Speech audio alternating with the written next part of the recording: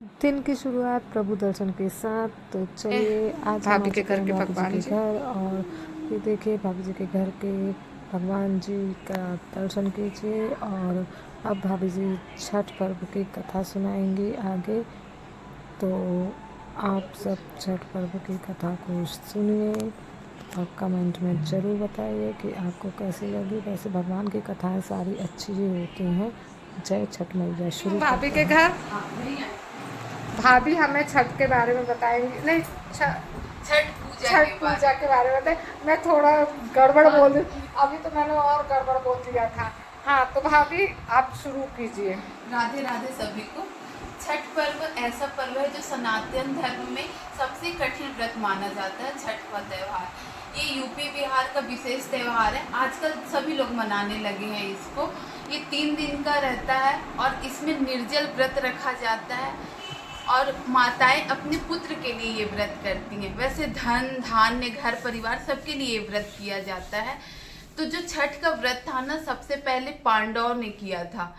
जब उन लोगों को वनवास भेजा गया था, उनका राजपाट सब चला गया था, उनके पास कुछ भी नहीं था।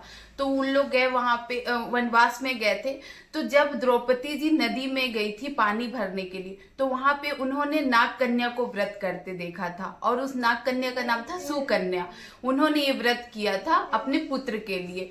तो वो पूछी कि आप कौन सा व्रत कर रही हैं और ये कैसे किया जाता है। तो सुकन्या ने उन्हें बताया, नाग कन्या ने, कि ये व्रत मतलब कंद मूल से किया जाता है। इसमें कोई विशेष प्रकार का प्रसाद नहीं बनाया जाता।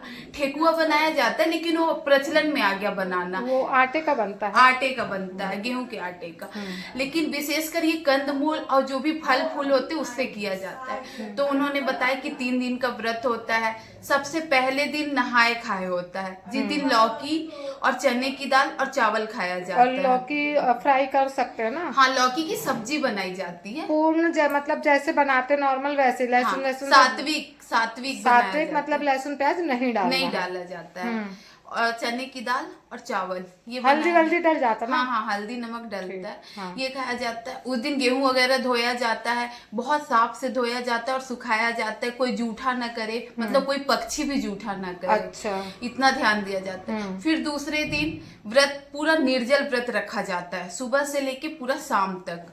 और उस दिन सूर्य को अर्घ दिया जाता है।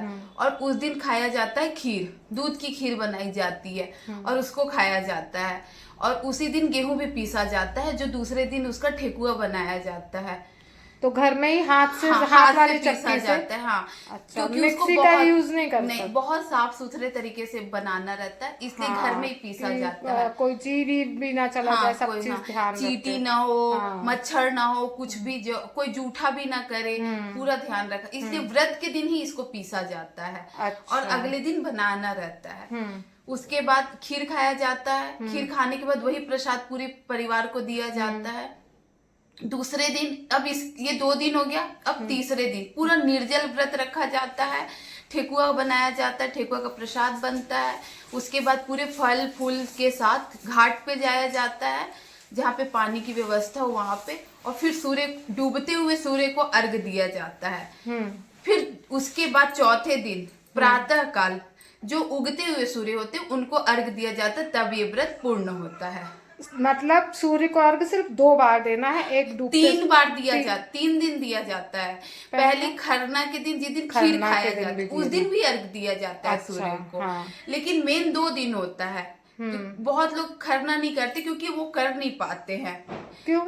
बहुत कठिन रहता है, तो कुछ लोग नहीं करते हैं उसको। वो क्यों कठिन रहता है? अरे 3 दिन हो जाते, 3 अच्छा, दिन 3 दिन उपवास लगातार हो उपवास हो जाता है, हाँ, इस वजह से कठिन हो जाता तो है। नहीं कर पाते, मेन वाला कर लेते हैं। लेकिन 3 दिन अर्घ देना ही रहता है। अच्छा, शाम तो को वो उगते सूरज को देना पड़ता खरना वाले दिन? नहीं, डूबते हुए सूर्य को शाम को ही देना रहता है। अर्घ दे के फिर खीर का प्रसाद बनता है और खाते हैं। अब देखो, पहले खरना वाले दिन डूबते सूरज का। हाँ, फिर दूसरे दिन भी डूबते हुए सूर्य को देना अच्छा। रहता है शाम को, सायंकाल। और फिर तीसरे दिन प्रातः काल उगते हुए सूर्य को अर्घ देना रहता है। ठीक है, 2 दिन डूबते सूरज को, 1 दिन उगते हुए सूरज को। तो ये सुकन्या ने द्रौपदी जी को बताया। फिर द्रौपदी जी ने ये व्रत किया कंदमूल के साथ, क्योंकि वो जंगल में रहती थी। तो उनके पास जो भी सामग्री थी उससे ये व्रत किया और इसी से उनको अपना राजपाट मिला।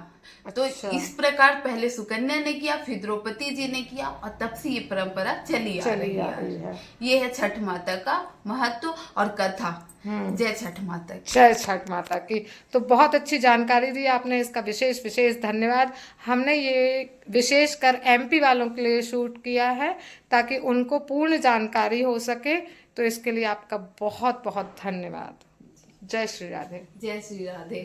तो आप सभी का वीडियो में अंत तक बने रहने के लिए धन्यवाद। मिलते हैं नेक्स्ट व्लॉग में, तब तक के लिए राधे राधे।